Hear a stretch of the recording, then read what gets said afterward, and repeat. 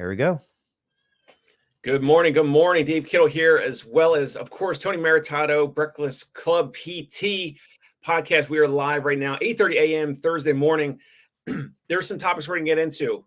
How to legally and compliantly make $300 per visit from Medicare Part B. Anywhere in the country right now, you bill Medicare Part B, you're making what, $100 a visit, maybe $120 for the evaluation. If you're, if you're lucky. Yeah. Also, a thing that I'm kind of coining, physical therapy hospital. That's another cliffhanger where I get into it, as well as potential partnerships.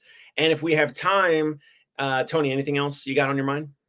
Well, those are amazing topics. I just want to take 2 minutes, 3 minutes and talk about having Urson on, because I am blown away that he said, one, that product sales was probably the biggest part of his business right now.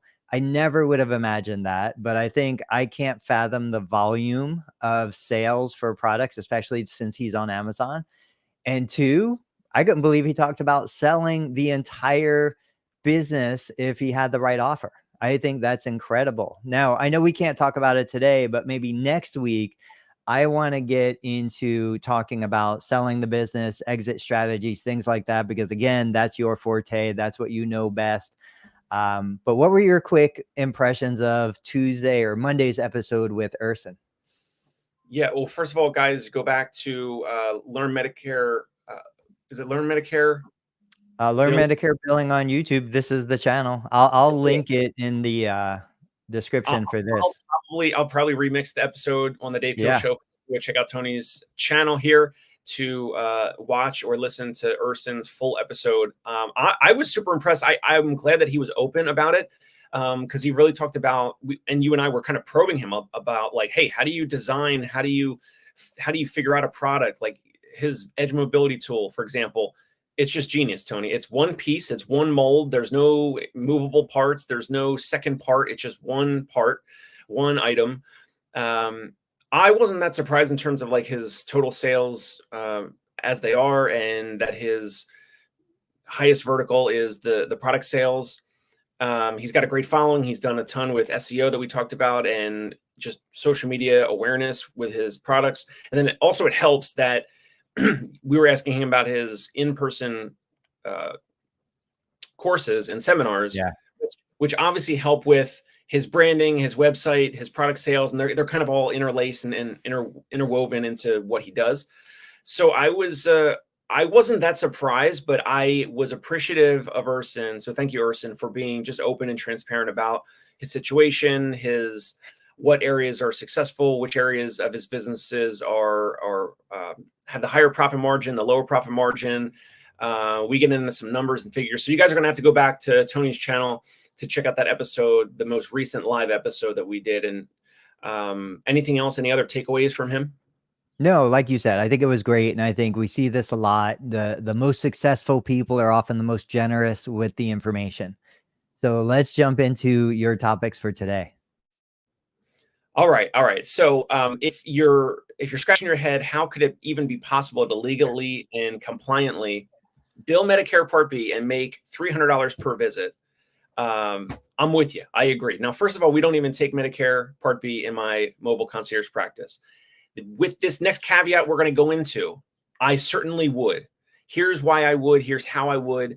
And we'll get right into it. And I have two examples, actually, of public, they're private companies, but publicly available data of two different practices that actually went through this whole process and how this is possible. So how the heck is this possible? Well, first of all, no, you cannot stay solo or independent and bill Medicare Part B and make $300 per visit. So that obviously, I want to just squash that. You have to do something different. The thing that's different would be you have to either own or co-own or co-manage a hospital contract. And there's a component of a hospital contract called Article 28. So through Article 28, you are a satellite clinic or an ambulatory physical therapy practice of a hospital organization. How do I know this? You might ask, Dave Kittle, how do you know this? What do you know, man? Well, here's how I know. Ben Gelfand, a practice owner, was on my show recently, and he mentioned Article 28. Now, he and his business partner, Mike Fox, they sold their practice, Star Physical Therapy, here in New York City, a very big practice. They were doing about 50,000 visits per year.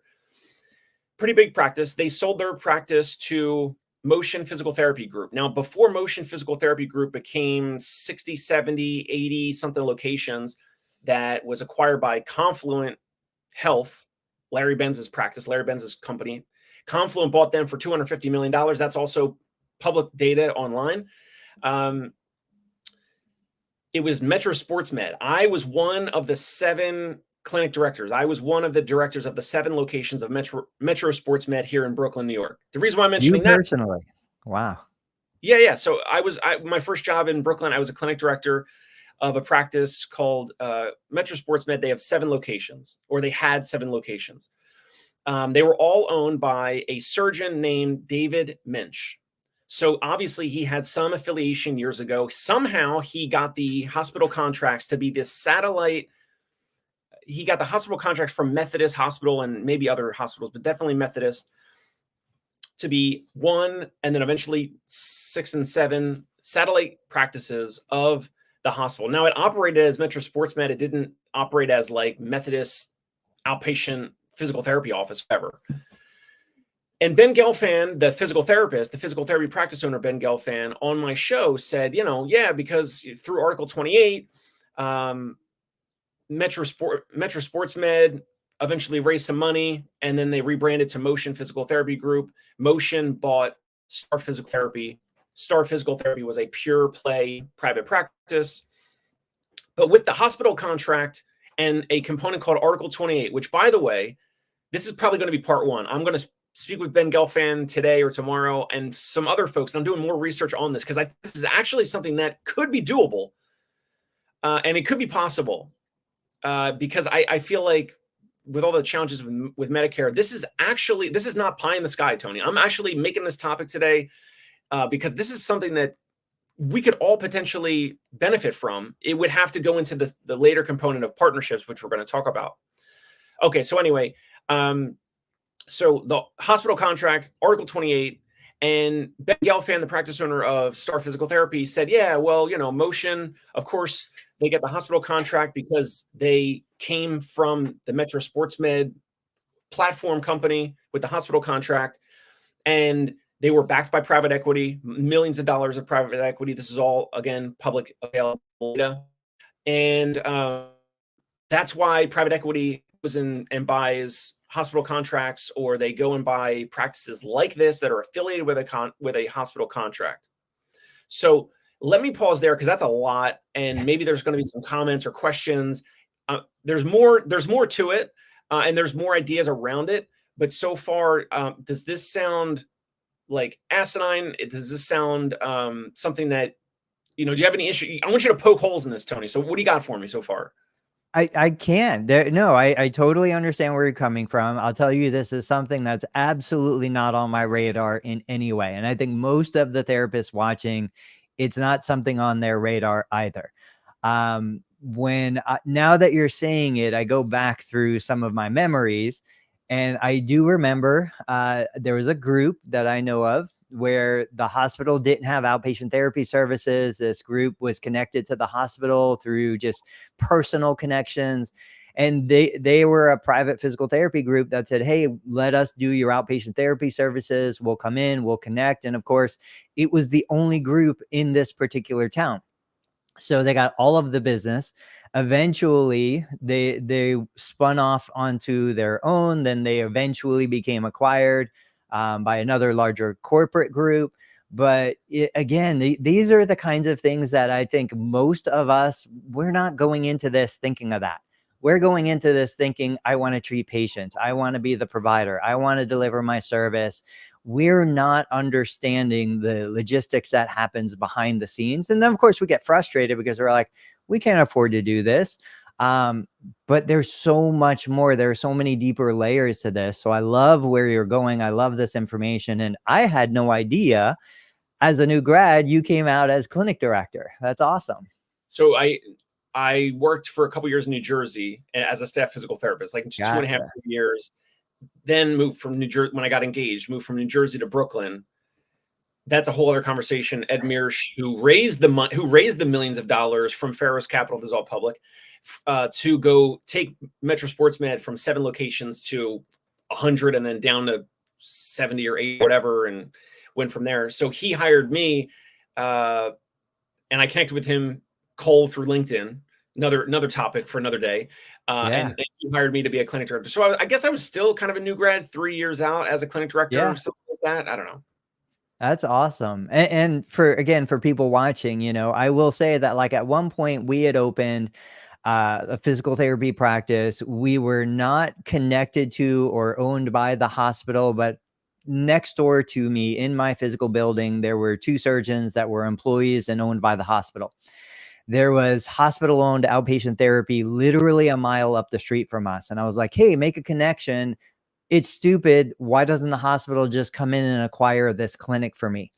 Now, I didn't connect with the right person. So the person that I did connect with, that was an employee of the hospital, said, no, we're not interested in acquiring you. But I really do think that therapists should be thinking in this way if they're looking to grow beyond just patient care and actually have a business that can be acquired, that could be an acquisition target. We're still in an ideal position for the hospital to just buy us out. I don't know why they haven't yet, but it's not something I'm actively pursuing anymore. So go ahead. Let me hear the rest of this. No, I'm glad you just mentioned that, because on all these other episodes, Tony, you do mention like you have a hospital right across the street. So I want to say, to just clarify, the hospital across the street most likely is billing Medicare Part B and making about $300 per visit in revenue, and you're making 100 or 120 or whatever, 109 or whatever it is per visit. Let's talk about that. So in the comments to this video, I shared a link to another video that shows you how to check local Medicare fee schedules. So you can go see if you're not contracted, or you are and you don't know what the reimbursement rates are because you're an employee. What's interesting here, and I wonder, and you probably don't know this to this level. So we're an outpatient private practice. We bill place of service 11. With Medicare, like you said, I use PTA, so there's an additional reduction on the reimbursement with a PTA. There's a MPPR reduction. There's a sequestration reduction. So regardless of the allowed amount, if we do a 3-unit Medicare visit, you're probably looking in the low 70s for reimbursement.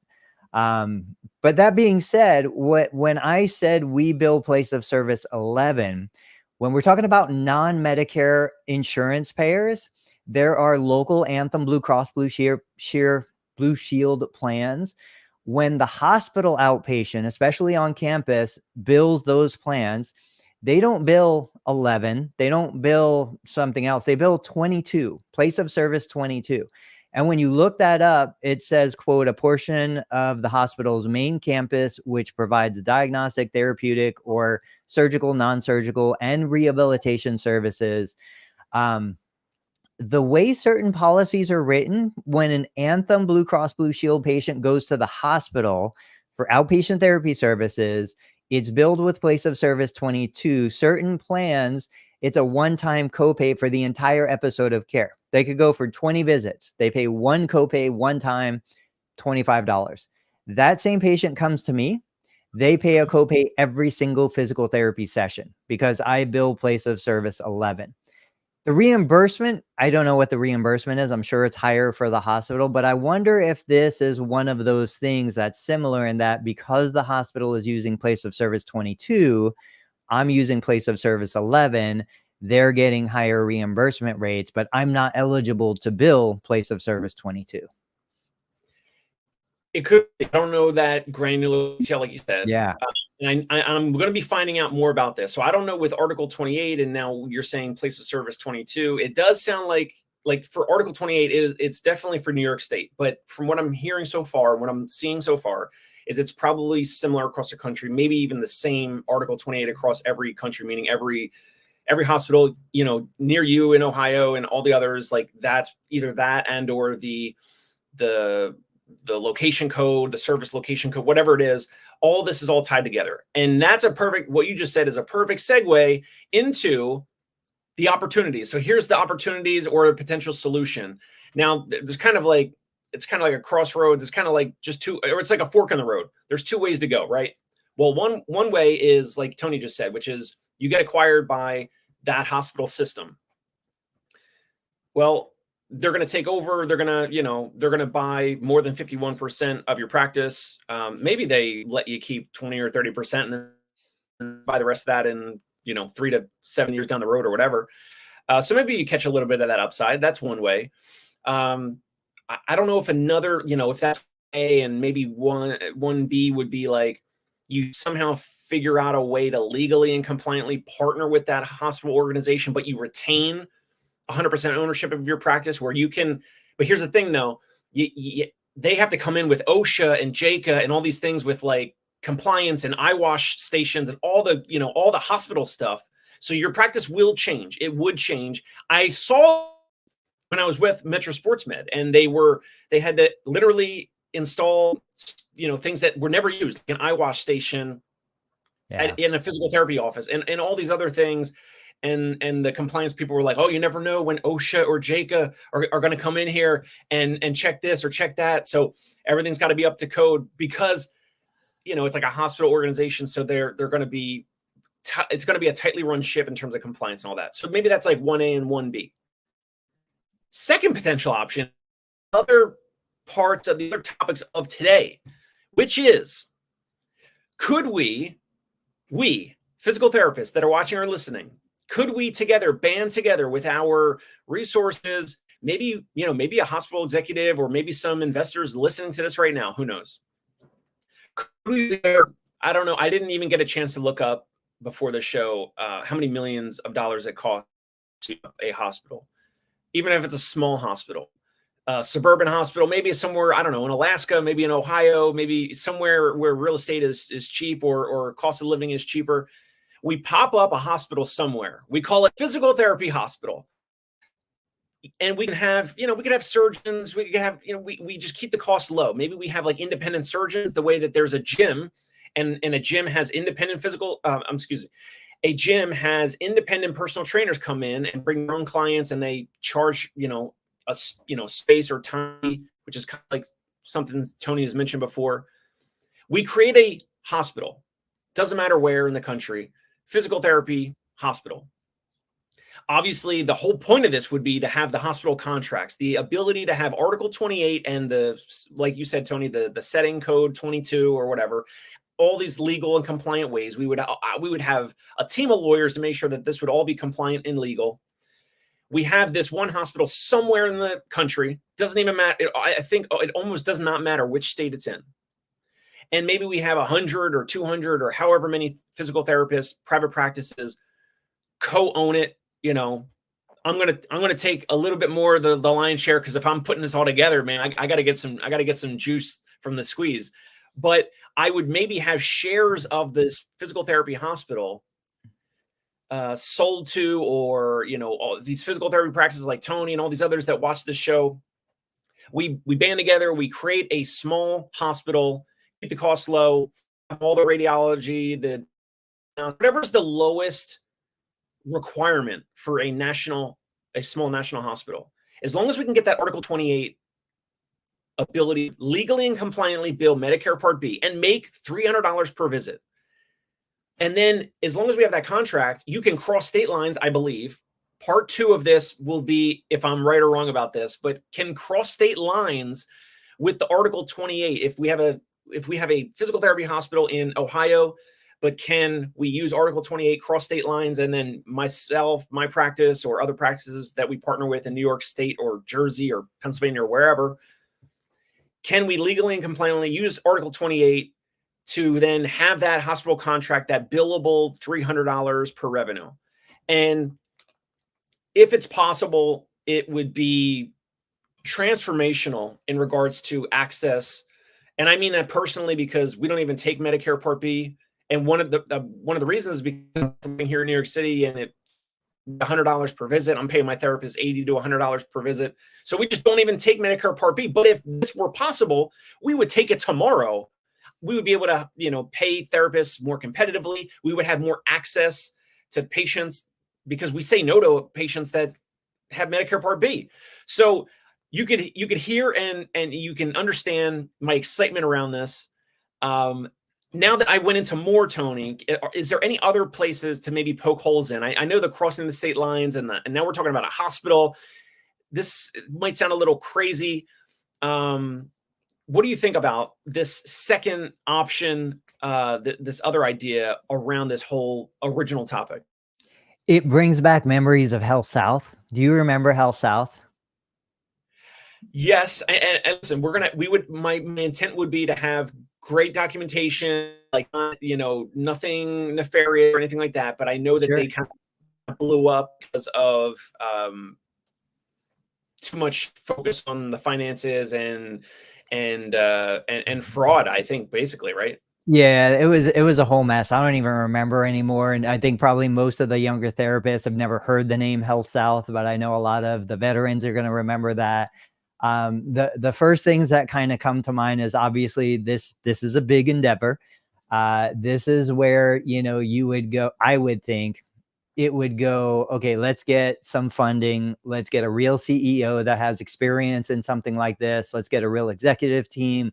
Let's make this a real business. This is not going to be the kind of thing that a therapist would be like, hey, I've got some TheraBand and a license. I'm going to go start treating patients in their homes, right? So like this is a real business. Yep. Yes. That being said, what I'm curious about, because I've got it in the back of my head, and I'll share it in just a second. What are you thinking in regards to like, what would be a unique differentiating factor for something like this? Why wouldn't a regular hospital just kind of come along and crush you? What would be the strategy besides all the compliance and the legal and the structure? At the core, what's kind of the strategy that says, hey, this is something that could be, it could win in a competitive market? Well, the hospitals are focused on the physician medical side. They're focused. They're focused on cardiology. They're focused on cancer. They're Yeah. focused on orthopedic surgeries.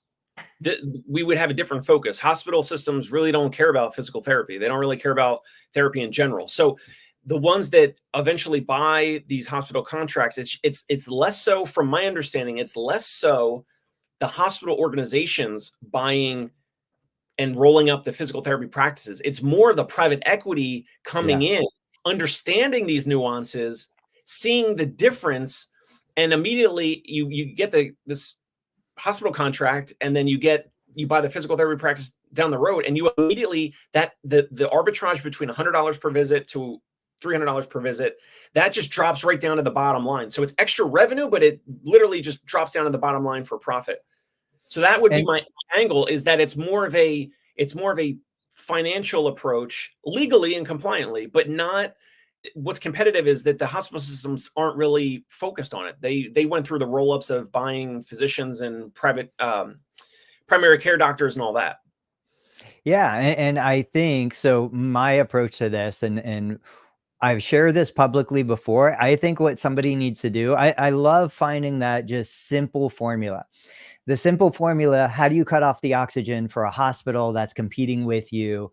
You take the therapists. Like if you come into a community, take my community, for example, hospitals are everywhere. There are so many hospitals. There's 2 hospitals across the street from each other, just up the road from me. But when I go to those hospitals and I look at the clinicians, the clinicians are great clinicians. They're doing their job. They just want to treat patients. They don't want to think about all the other stuff. So whatever those clinicians are making, I'm just going to throw out a number. Let's say they're making $50 an hour as a staff therapist, outpatient, hospital. If I can go to them and I'd be like, hey, I'll pay you 75 an hour, knowing that I'm going to get a significant bump, knowing that if I can recruit those therapists away from the hospital, that hospital can't deliver Right. therapy services. So I would look at this as, okay, stage 1, I look at who's going to be the executive team that's going to run the business and has experience in this world. Certainly not me.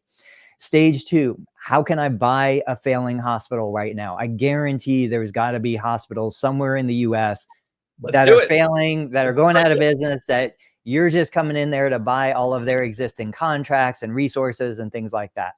Stage 3 is then I identify a community where I'm like, there's 1 or 2 competitive hospitals. They've probably been around a long time, like my city. I could probably go in there, recruit those therapists, pay them 50% more than they're making right now, knowing that I am going to double and triple average reimbursement rates anyway.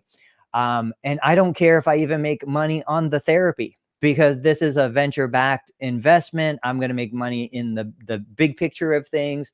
And so, you know, once I take away all of their staff, now I cut off the oxygen. Any referral they get, it doesn't matter, because they don't have the capacity to treat those referrals. Those patients are going to start coming to me. You know, and so I think that's the key differentiating factor and the competitive advantage that would allow something like this to happen. It's kind of like what happens, you know, when a Walmart or a Home Depot go into a city and then all of a sudden everybody starts going to them and the small mom and pop shops go out of business. It's just kind of the reverse. It's we're going in, we're taking away the hospital's ability to deliver outpatient therapy services because we're taking all the resources and we're paying the therapist 50% or more. So it's a win-win-win. The only people that lose is the hospital. Yes, I love it. Okay, so really quick. So here's a question, as an example of some figures of how this could be dramatically. It could be dramatic in terms of increase of profit legally and compliantly. So Ben Gelfand was on my show. Big practice, New York City, the biggest outpatient clinic square footage wise in New York City, aside from any of the hospital owned institutions, right? So they were the ones doing 50,000 visits per calendar year. He mentioned that on my show. So of that, I didn't get a chance to even ask him. I ran some numbers before this, but I want to hear it from you. 50,000 visits per calendar year, Tony. What do you? I have no idea, but what do you think the percentage of Medicare Part B patients would be from a random outpatient practice that's doing 50,000? Like, or you? Like, is it 25%? Is it 30%? Is it 10%? I don't know. Yeah, I can tell you, obviously, geography plays a huge role. When we were down in Florida, we were 78% Medicare Part B. Here in Ohio, we were about 23% Medicare Part B. There was a huge shift, obviously, when Medicare Advantage became more popular. You know, we would have been somewhere in the like 57% range here in Ohio before Medicare Advantage. Once Medicare Advantage came into the area, we dropped down into the low 20s as a percentage for Medicare. I've got to think, you know, New York, covering such a large area like that, wherever he was doing 50,000 visits. I don't know. I'm off the top of my head, totally random guess. I'm going to say he was probably somewhere in the 18 to 27% traditional Perfect. Medicare Part B. Perfect. Okay, so I ran this number before this. Yeah. I said 25%, which is right in the window of what you just said of 18 to 27%. Okay, so follow me for a second, folks that are watching or listening. 50,000 visits of this practice, Star Physical Therapy, which was acquired by Motion PT Group. So we're going to take 25% of that. So that would be 12,500 visits per calendar year. Now, again, we're saying when you're independent, you're a private practice, you're making about 100 now. Maybe it's more than 100, but we'll call it $100 per visit for Medicare. With the hospital contract, when Motion buys them, literally the next day or the next quarter or whatever, they're now making $300 in revenue per visit through Medicare Part B. So we'll say the arbitrage, the difference is $200 per visit, right? Approximately. Yeah. So from the 12,500 visits, so that's 25% of the practice, Medicare Part B. So 12,500 visits times an extra $200 in revenue for this practice. It's an extra $2.5 million in revenue, but all the other costs are already accounted for. This $2.5 million drops right to the bottom line of profit. So Star Physical Therapy, Ben Gelfand and Mike Fox, they did own this practice. And then as soon as Motion buys their practice, the next day or whenever the billing gets set up and they change to the hospital contract, whenever they do that, probably as soon as possible. And they have done it because this happened a couple years ago. Boom, $2.5 million to the bottom line. And right there is, now on the money side, that's right, that's right to the investors. But like to Tony's example is, boom, that's exactly how you can attract and retain better therapists and pay them even more than the hospitals nearby. And we've heard private practices having issues with recruiting and hiring, and they can make more at the hospital. Imagine the hospital now saying that, oh, we can't compete with, physical therapy hospital. We can't compete. We no longer can compete with Kittle Maritato hospital because they're paying their physical therapists more, and now they have to, I don't know, do something different, or they don't have physical therapy. So then now we get even more referrals because they don't have staff, physical therapists, on the outpatient side of the hospital. So pretty wild stuff. It is. And these are universal concepts. Like, that's the most important thing to take away from today's episode is this is a universal concept. I was talking to a good friend of mine. His significant other wants to buy a little boutique kind of clothing store, and they're looking at pricing and they're looking at other things. And he's asking me, what do I think is a fair, multiple on profits or on revenue? And I'm like, well, so here's what typically happens. You do this and you do that. And we went on the website Biz Buy Sell, and we saw another kind of competitive store in a similar demographic, and this is what they were doing. I said, but the real value here isn't in what's always been done. The real value here is understanding what you bring to the opportunity that's going to double and triple the revenue and the profitability just overnight. So you and I have talked about it, where if I went in to buy a physical therapy practice, I am instantly probably going to get rid of all the billing and administrative staff, because I'm just going to absorb that into my existing capacity. Right there, for a single practice location, I'm probably going to generate an additional $50,000 to $100,000 that turns into pure profit, because I'm doing the job of those individuals with my existing team. I've already absorbed that cost. I'm going to launch some ads. I'm going to do some other things. I'm going to add some self-pay services. Without any real change, I'm going to instantly double, triple revenue. I'm going to dramatically increase profitability, even if I never did anything to the existing business model other than just add these new resources. So it's a no-brainer. It's a universal strategy. The question is, who has the executive team, who has the understanding, who has the legal team to actually put something like this together and make it work? I know I can put all that together, Tony. I know I could do it. I know I can do it. And to the audience, with your backing and with your support, you may, and now here's the third topic, which is partnerships. You could potentially catch some of this upside. So if we created this team, we raised some money, we created this physical therapy hospital, or I snuck in there Kittle Maritato hospital, whatever we want to call it. We create this hospital, we get the contracts, everything is legal. We get an executive team that's done it before. Ed Mearsh, if you're listening, he's the one that took the 7 locations of Metro Sports Med, raised millions of dollars, rebranded it to Motion PT Group. He led that as the CEO to go from, and he came in externally, by the way, and he's an ATC. He's not even a physical therapist. So he's got a history, a track record. His whole life, he's been buying and selling physical therapy businesses, and he's not even a physical therapist, which is crazy. But he's been in the world long enough with Pat Croce back in like the 80s when Pat Croce sold his 40 locations to NovaCare. Anyway, so whether it's Ed Mearsh or that type, or that crop of executives that have done it before, it's totally possible. And then you watching or listening, in terms of a potential partnership, let's say we created this hospital, we got the executive team, we got funding, we got the insurance contract, we got Article 28, we got the setting code 22, all the things that Tony mentioned, and we had that up and running.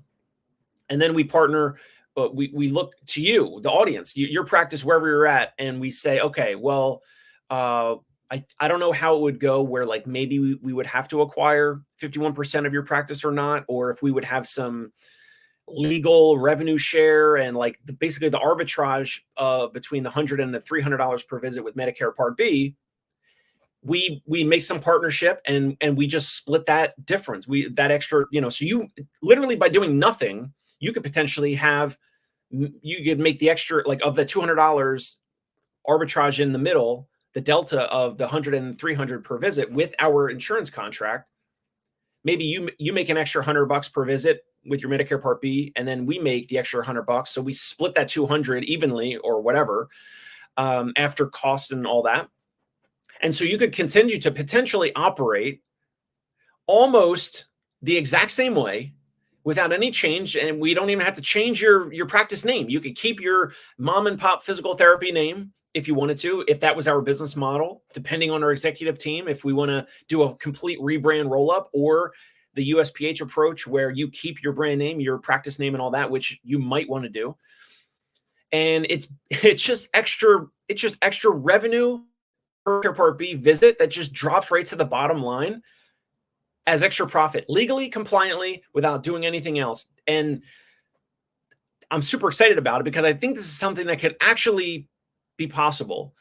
And then when Tony mentioned the other, remind me the example you just said earlier about if a hospital had, like, the patient pays one copay for the plan of care versus the private practice. If that's all tied into this, now it's like you're saving the patient cost, and they're more likely to arrive and pay and stay, or just they pay one copay for the plan of care instead of a copay every time. That's something I've never even heard of, but there's another benefit that benefits the healthcare consumer, our patients, to potentially lower their costs. So I don't know if you want to review that. Or... Yeah. And it goes down to place of service. If you're billing place of service 22, here where I am, the local Anthem Medicare plan, you charges the patient one copay because of the way it's set up in the contract and in the system. Whereas if that same patient comes to me, private practice, outpatient, place of service 11, they pay the same copay, but they pay every single visit. So we've had multiple patients that choose to go to the hospital because it's a single copay instead of 10 or 12.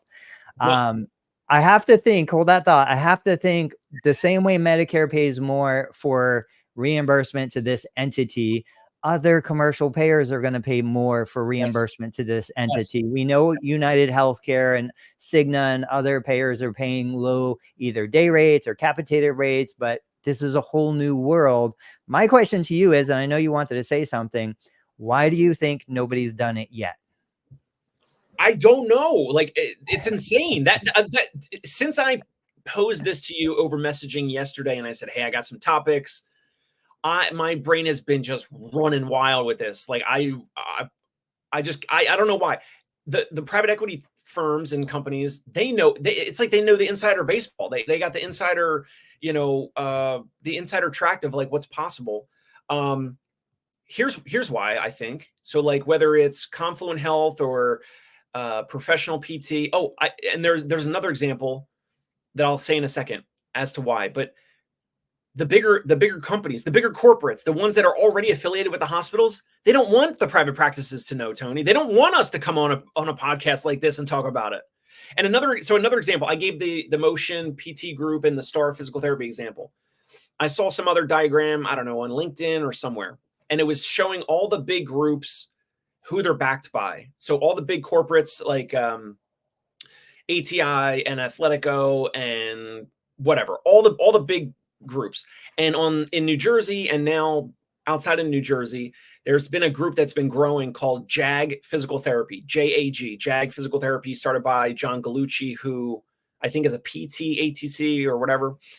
And then they bought, so they had like somewhere around like 40 or 50 locations. They acquired or merged with One-on-One Physical Therapy, which was Brooklyn and Staten Island only. They One-on-One had, I don't know, 25 or 30 locations at the time. So the past 3-4 years, they were called JAG 1. And now recently they dropped the 1 and now they're JAG Physical Therapy again. So now they have, I don't know, 70 or 80 or something locations in the area.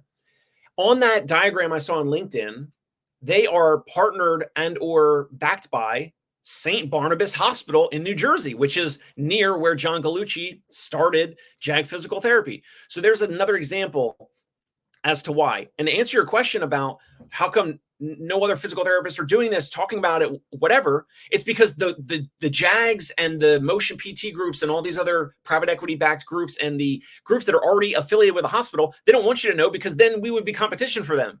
Sure. And then the other independent practices in the area, now have, multiple buyers instead of just that one buyer. And those buyers, Tony, if this is not already obvious, they can pay you more for your practice. They can, the hospital across the street, Tony, you said before, oh, I'll sell for 3 times earnings. You could say to that hospital, no, I'm not going to sell unless it's 6 or 7 times earnings, because as soon as they buy you, they immediately can bill Medicare Part B and make $300 per visit instead of your 100. So you could hold out. You could hold out and say, no, like, I know here's the EBITDA multiple that, if Dave Kittle bought my practice, but, or some independent practice owner, or Justin Stiver, if he buys your practice, or whoever. But if your hospital across the street buys it, you could be like, dude, I need 6 or 7 times earnings, because I know as soon as you buy me, you're going to plug me into your hospital contract and make way more. So the reason why no one's doing this is because it's like insider baseball, and the big guys don't want the little guys to know. That's why.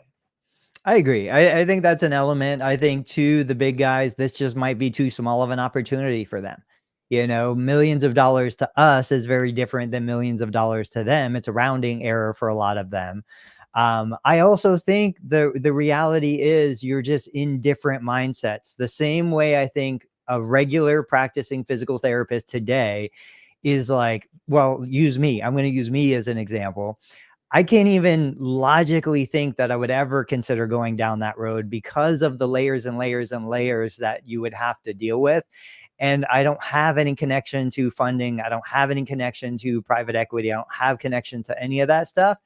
It's just not in my ecosystem. It's not in my mindset. For hospitals, like you said, they're thinking cardiology. They're thinking orthopedic surgery. They're thinking things that generate hundreds of thousands of dollars per transaction, not things that generate $100 or $300 per transaction. Our fees are like them selling an aspirin in the hospital.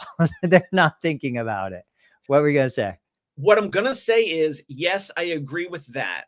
However, we create this physical therapy hospital, the Kittle Maritato Hospital. We now can cross state lines. We connect with any hundreds of physical therapy practices that want to partner with us. More, and we can potentially, now you're right, it is smaller. It is the aspirin size compared to the orthopedic surgery, the spine surgery in a hospital. Yes, on a per charge basis or per patient or whatever. Yes. That hospital, though, Tony, is only servicing a certain community, a population, right, of however many thousands or hundreds of thousands of patients in that community per hospital. But I'm saying we make the hospital, we get the contract, we go across state lines, we come on here, we go on videos, podcasts, we say, hey, here's our value proposition, here's how we can partner. And I didn't run the numbers on this, but it's like, if we, with Jimmy McKay's reach, with your reach, with my reach, like, we can get in front of more physical therapy practices across the entire country to potentially plug into this hospital system contract. If we had it, if we owned it, now the numbers become a little closer to equivalent in terms of total volume of the physical therapy episode, like per unit, not per unit, per visit. Now it becomes a little more interesting, because now we have the volume across the entire country of however many practices that would want to partner with us and do this type of a deal. That's where it becomes interesting. Yeah, I agree. And I think you see big organizations, little slivers kind of separate from it. They're niche specific. We speak the language of therapists. We speak the language of patients who want to see therapists. We understand that at such a deeper level that an executive in a hospital organization is never going to understand. So they're going to look at least I would believe, they're going to look at what you're talking about is, oh, that's a waste of time. That's so little money. It's not even something on the radar.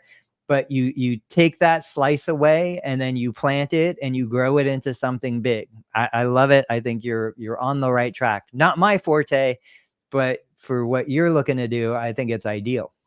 Now, let's just say if some physical therapy organization came to you like this and they were like, hey, or if I came to you like this in a year or two, hey, we got this, we popped up a hospital, it's legal and compliant, here's all the paperwork, we could plug your practice in. Now, I know, maybe you're at closer to the end of the road of practice ownership, I don't know, but if someone came to you like this today, I mean, what would be, other than you have to change a little bit of what you do maybe, and we got to install some eyewash systems and some of this hospital compliant stuff. I mean, it would not change your practice too much at all. And like you said, I do want to double click on, we talked about Medicare Part B, but I didn't even talk about all the other payers. And you mentioned it, so thank you, which is with this insurance contract, it's a higher reimbursement for, I think, pretty much every payer. I would So think. the Medicare Advantage plans, the in-network United Healthcare, in-network Aetna, Cigna, Oxford, Blue Cross Blue Shield, whatever.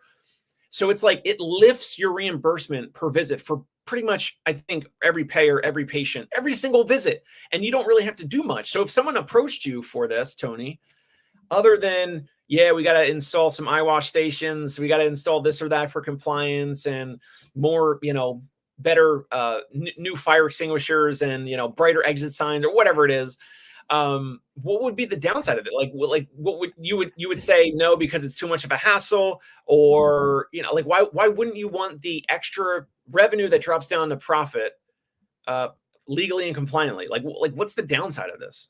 Before I answer that, the thing I keep thinking every time you say eye wash station, I keep thinking of a therapist accidentally squirting ultrasound gel in a patient's eye. We don't use ultrasound, but that's the vision I get. Okay. I think the reality of it is, you come to me, if we have no connection, no association, I don't trust you. I don't trust you. You're going to destroy the little bit of profit that I have in a current outpatient clinic. You're going to, it's too good to be true. You're going to put me on the hook for something. I'm going to lose everything that I spent the last 20 years building. Suspicion. Like, we are the most suspicious, most distrusting, most insecure profession when it comes to that kind of stuff, but rightfully so. There's been so many bad stories out there.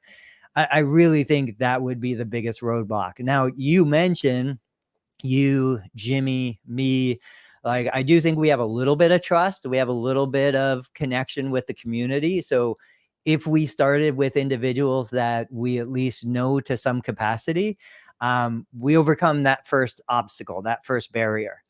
I think obstacle number 2 still is going to go back to recruitment. And I think anybody who wants to do something like this, you need to have a recruiting machine behind you. You need to be able to bring therapists on board. You need to be able to hire, whether you're recruiting new grads, students, whether you're recruiting therapists away from existing employers. I would never personally step into something unless I knew that recruitment machine was in place, because that is the biggest roadblock to getting something off the ground. But other than those 2 things, other than I don't trust you, this sounds too good to be true, and how are you actually going to get therapists working for you?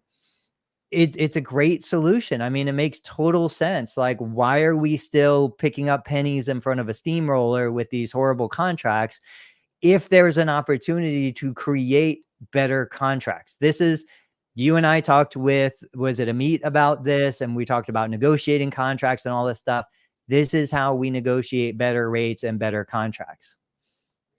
Exactly. So I think personally, if I were to do this, I would be able to personally get X amount of at least a small number of owners together. But Right. if I came to you and you didn't know me, I would approach you with, we would sign a mutual non-disclosure agreement. Then I would show you case studies. I would say, hey, here's the reimbursement of this practice of, Ohio physical therapy or whatever. Here's the date. Here's the date of billing. Here's what it used to be when they would bill on their own. And here's what it's been like since. Here's our, legal and compliance division or whatever. Here's what we do to make sure that this is not going to turn into Health South. Here's what we do to make sure that, like, here's a clear case study. Here's the practices, the private practice, the independent private practice. Here's their revenue. Here's their profit before this, when they were independent. Here's what it was afterwards. And here's a video from, Ohio Physical Therapy PT practice owner. Here's a video of them. You can call them. You speak with them. Another thing, by the way, that when I spoke with Bob Babb, so he sold 10 or 11 locations to Ivy Rehab. And Ivy Rehab was hardcore about connecting practice owners that they've already acquired in the past, connecting them to speak with potential practice owners that they're currently trying to court and speak with. So I would just do that. All this stuff like just copy the game plan of others that have done things like this already. Yeah. And I would get practice owners in front of you, Tony. I would say, hey, you guys speak. We'll pay. You guys go out to lunch, dinner. You guys get to know each other. And that might be enough for maybe not everyone, but enough practice owners to have.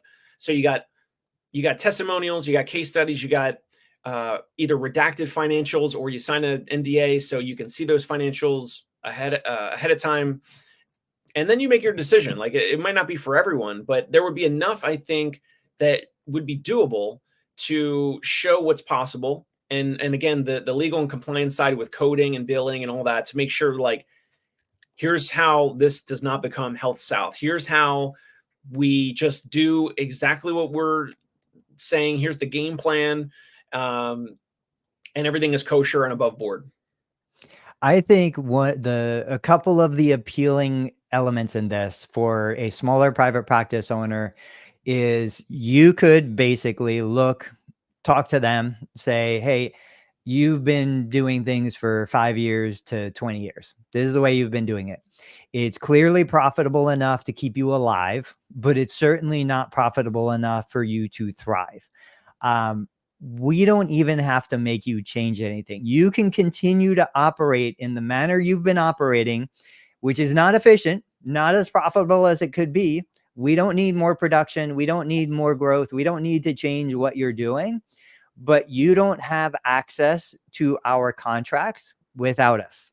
So basically what we're doing is we're saying, hey, let's do this partnership. You know, you can gain access to a contract. You change nothing and you increase revenue and profitability. We take a cut of that, or you don't. And you just continue to do what you've been doing. If you're happy, if you're satisfied, if this has been your dream to work 60 hours a week and barely make more than a staff physical therapist, you're more than welcome. I'm just kidding. Don't say that.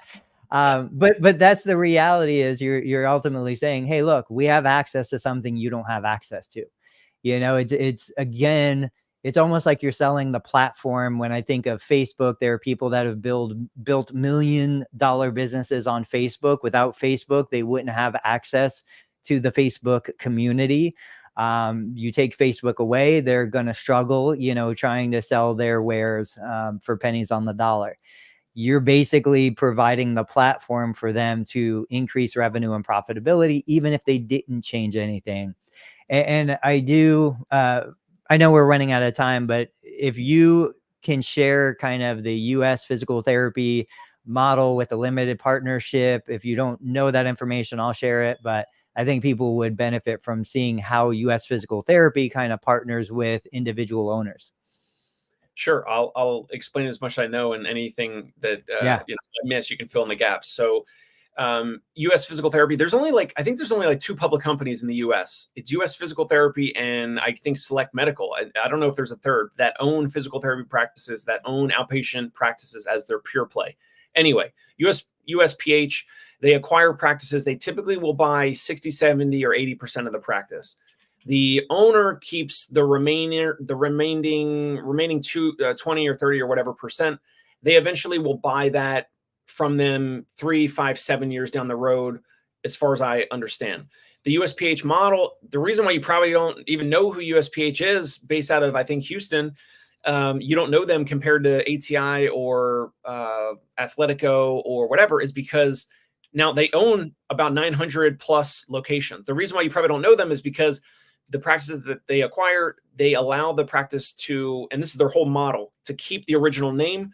I had a mentor, Rick Roscoe. USPH bought his 3 or 4 locations, Hamilton Physical Therapy in New Jersey. And guess what? To this day, it's still named Hamilton Physical Therapy. And the patients have no idea that it's owned by a public company unless they look at the fine print maybe on the bottom of their bill or something.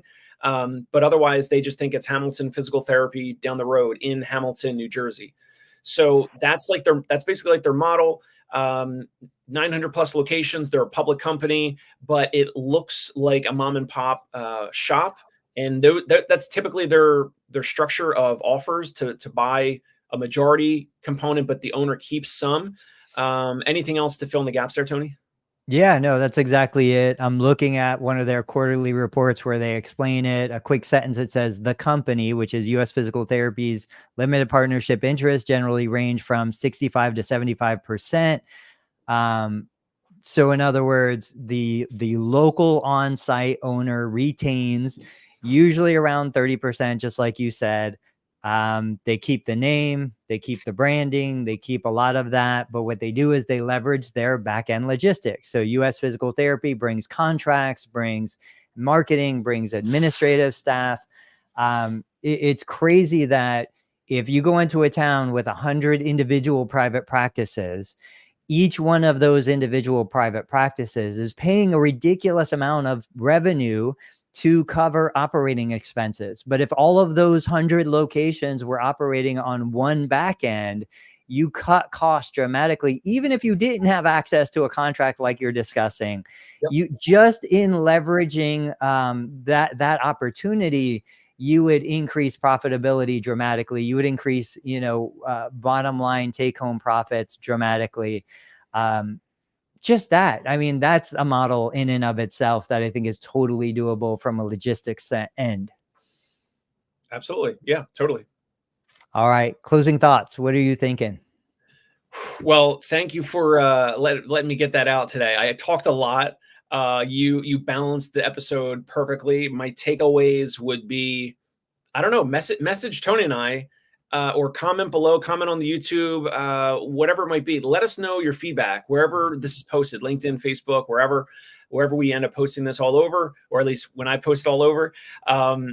Let us know your feedback. Like, is this something that, if you're a practice owner, is this something that is appealing? Is this something that turns you off? Does it sound like we're talking about money too much? Like, of course we're still delivering the same great patient experience. Like, look at my Google reviews for my practice and my therapist. Like, we deliver a great patient experience. So I don't want that to be lost in this whole discussion.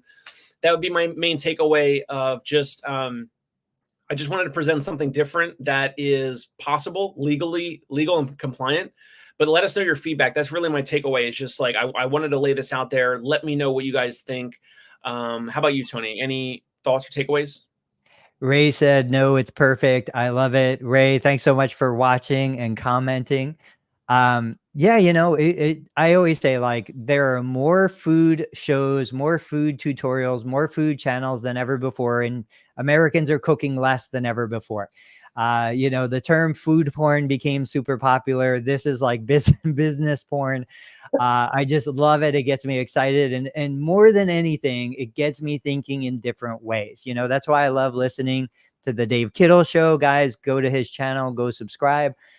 It just gives me the chance to, like, think of things in different ways, see different perspectives. Even if I never would do the kinds of things that you do, it helps me improve the things that I do because now I've got new perspectives on it. So thank you, Dave, so much. This was a great episode. I can't wait to hear more about this. Guys, come join us. We're back on Tuesday next week, 8:30 a.m. We'll see you on the PT Breakfast Club. Thanks for joining. Thank you.